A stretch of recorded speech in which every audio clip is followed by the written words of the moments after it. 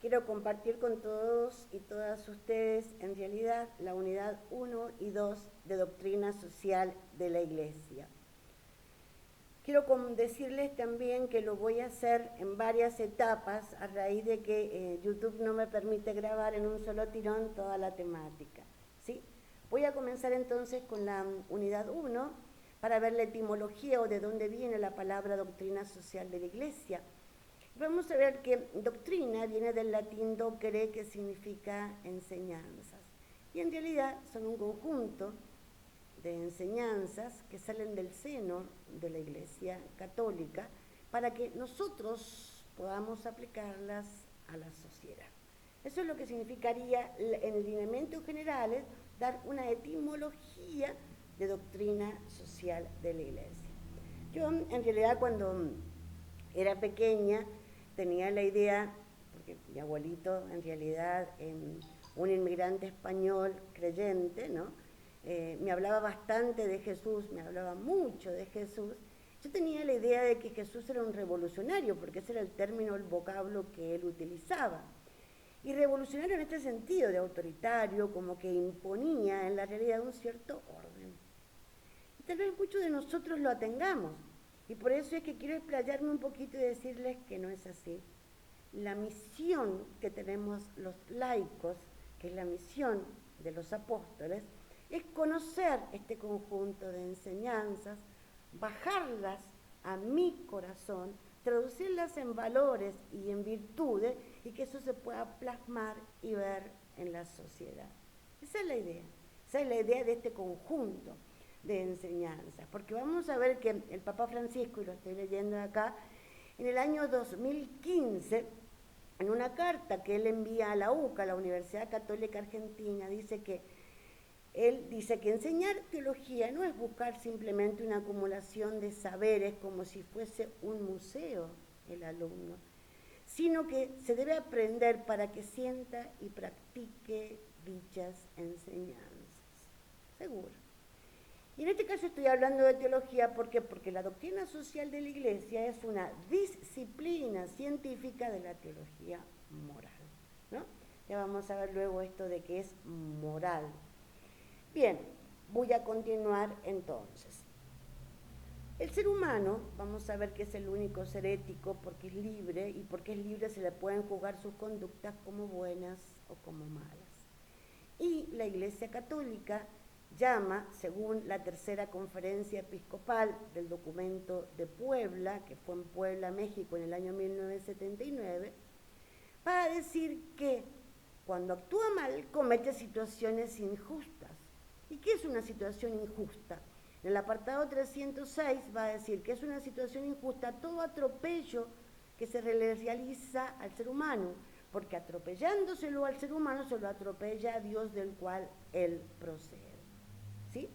Bien, pero uno dice, ¿pero por qué la Iglesia tiene que inmiscuirse cuando se lo atropella al ser humano? ¿Sí? Y que no es que la Iglesia propiamente se inmiscuya directamente en estas problemáticas, supliendo lo que le corresponde al Estado. Y en este caso vamos a ver que ella lo hace simplemente en el orden religioso. Ella va a alzar su voz, aunque muchos lo consideren una extralimitación, ¿sí? O que excede más allá de los límites propios de la Iglesia. ¿Y por qué?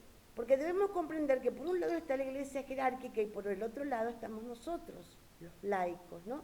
Ambos conformamos lo que llamamos la Iglesia. En la Iglesia jerárquica, ¿sí?, la conforma el Papa, los obispos, los sacerdotes, las monjas. Y si bien en algún momento se pensó que la misión era pedirle a los ricos para darle a los pobres o preocuparse solamente por el alma del ser humano, no es así. No es así, sino que debemos erradicar este tipo de creencias porque a la Iglesia le interesa todo el ser humano ya desde esta tierra, ¿sí? Y su misión es lo que se conoce mayormente como el poder de las llaves. Y ese poder de las llaves está en perdonar los pecados, esa es la misión o el fin de la Iglesia, conducirla, ¿sí?, y educar o formar. Por eso, educere o docere, este conjunto de enseñanzas que salen de la Iglesia, porque es la misión que la Iglesia tiene. Y por el otro lado nos encontramos con los laicos, aquellos que nos decimos creyentes. Y en esto quiero hacer una salvedad. Todos los seres humanos tenemos la capacidad de creer, pero no todos creemos, ¿sí? Entonces, nosotros dentro de la Universidad Católica quiero que tengan la plena certeza de que no avasallamos, sino que simplemente mostramos estas enseñanzas, ¿no? Son un conjunto de enseñanzas, de criterios o de orientaciones, ¿sí? Sin violentar otros credos, ¿no? Eso debe quedar claro. Simplemente mostramos este conjunto de enseñanzas. ¿Y cuál es la misión que tienen los laicos? Y la misión que Jesús le dio a los apóstoles, ¿no? Que no fuesen y hablaran de Él, ¿sí? Que dieran a conocer la vida de Él, porque de eso no se trata. Si vos en realidad, o yo, o cada uno de los integrantes de esta cátedra o de este grupo, ha tenido ese encuentro con el Señor, la idea es que dé a conocerla ¿con qué? Con sus gestos, con sus actitudes, con sus tratos, con su desenvolvimiento dentro de la familia y dentro del entorno que le toca vivir. No se trata de grandes hechos, hitos o acontecimientos. Miren qué simple, ¿no? Y eso es lo que les decía el Señor a sus apóstoles. No hablen de mí, sino que den a conocer la fuerza operante de la fe. ¿Qué es lo que hacen ustedes? ¿Cómo opera esa fe en ustedes? ¿Cuántos cambios le produce que se note, que se vea plasmado en la realidad, ¿no? Lo mismo que cuando yo, por ejemplo, quiero preparar una habitación y le digo a un grupo de animales que entre, le permito que entren una cantidad de animales, y uno dice, bueno, esto quedó un lío fatal, pero claro, otra cosa no podíamos esperar porque entraron animales. Sin embargo, si yo preparo el mismo cuarto, invito a todos ustedes a comer, me retiro porque tengo una urgencia y cuando vuelvo veo que todo está totalmente desordenado, las cosas tiradas, uno dice, epa, no se esperaba esto de los seres humanos, ¿sí? Del mismo modo, solo se nos pide vivir conforme a nuestra naturaleza, a las leyes de la naturaleza humana, ¿no? Leyes naturales que proceden de leyes eternas, pero que luego lo vamos a profundizar, ¿sí? Entonces, cuando se suscitan situaciones injustas contra los laicos o contra el ser humano, ¿sí? Cuando ellos por sí solos no pueden solucionar estas problemáticas, ¿qué hace la Iglesia jerárquica? Allí interviene, ¿no? Entonces, cuando hay manifestaciones, cuando hay reclamos, uno dice, sí, pero las monjas y los curas o los sacerdotes podrían salir. Es que no les corresponde, no les compete a ellos. Somos los laicos los que debemos o manifestarnos, supongamos, toma el caso de una manifestación, ¿sí? O un reclamo, ¿no? O ante la posible promulgación de una ley, supongamos de eutanasia, que uno diga, bueno, se reúne el pueblo y pide que en realidad esto no se establezca como ley positiva. Cuando ya no se es escuchado, directamente interviene la Iglesia jerárquica y pide hablar, en este caso con nuestro presidente de la Nación. Como ante la crisis que se está viviendo en la edad contemporánea, de hecho, nuestros obispos y nuestros cardenales han pedido esta reunión, ¿no? Y tienen reuniones frecuentes con el presidente para poder ver cómo, desde distintos puntos de vista, ¿sí? Poder abordar esta crisis, ¿no? ¿Por qué? Porque le preocupa los pobres. A la Iglesia le preocupa la indigencia o la miseria, ¿sí? Bien, voy a continuar en esto y vamos a ver que les voy a compartir a ustedes una frase que Juan Pablo II, en el año 2001, les dijo a los jóvenes en el Congreso Universitario. En definitiva, dice, la cuestión gira en torno a la pregunta decisiva. ¿Cómo vivo yo la fe cristiana? ¿Es solo un conjunto de creencias y devociones cerradas en la esfera privada? ¿O es también una fuerza que se traduce en opciones que inciden en mi relación con los demás? Es cierto, ¿no? A veces pensamos que los laicos tenemos solamente la misión de cumplir ciertos ritos más o menos comprensibles que se dan dentro del seno de cuatro paredes llamada iglesia, y yo salgo de ahí y me desligo totalmente. Y no es así. Es hora que sepamos que nosotros también tenemos parte que ver. ¿Por qué? Porque cuando el mal entra al mundo, entra por el hombre. Y cuando algo en realidad es malo, no lo hace ni una planta, ni una ventana, ni un ventilador. ¿Sí? Lo genera el ser humano. Por eso la necesidad de transformar el corazón en sentido metafórico, ¿no? De aquí que van todas estas enseñanzas.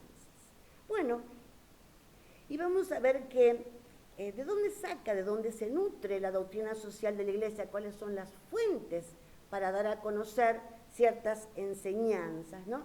Y bueno, las fuentes que ella tiene son las Sagradas Escrituras, la tradición, los primeros padres de la Iglesia y también las grandes figuras llamadas filósofos o teólogos, como por ejemplo Aristóteles, San Agustín, Santo Tomás de Aquino, ¿no? Como seguimos nosotros la línea aristotélica tomista, que luego lo vamos a ver, ¿sí?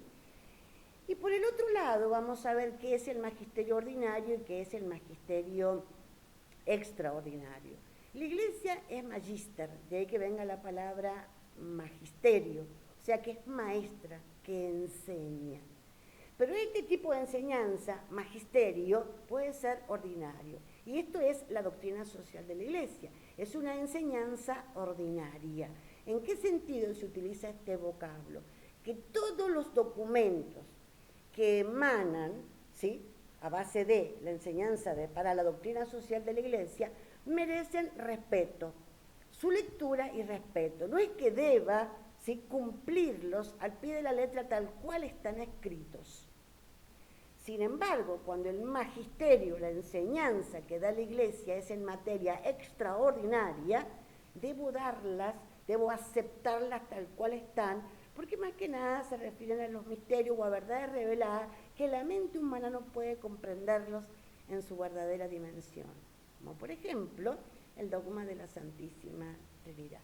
Entonces la doctrina social de la Iglesia tiene una serie de fuentes que si uno la compara en realidad con otras religiones, nosotros diferimos en esto, y vamos a ver que el magisterio al cual corresponde la doctrina social de la Iglesia es el magisterio ordinario, donde se nos pide respeto por estas enseñanzas. Luego voy a pasar a ver dónde nació y por qué nació la doctrina social de la Iglesia.